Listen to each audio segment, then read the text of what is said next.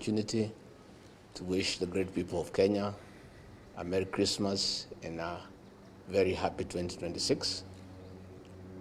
March, as we know, that Kenyans have nothing to celebrate.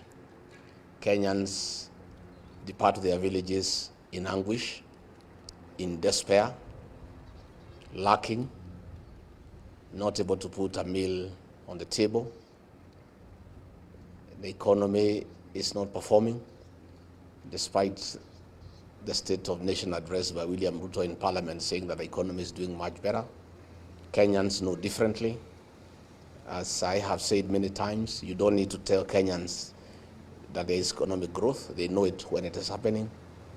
During the tenure of Mwai Kibaki, Kenyans will talk of economic growth without relying on any statistics or any economic survey.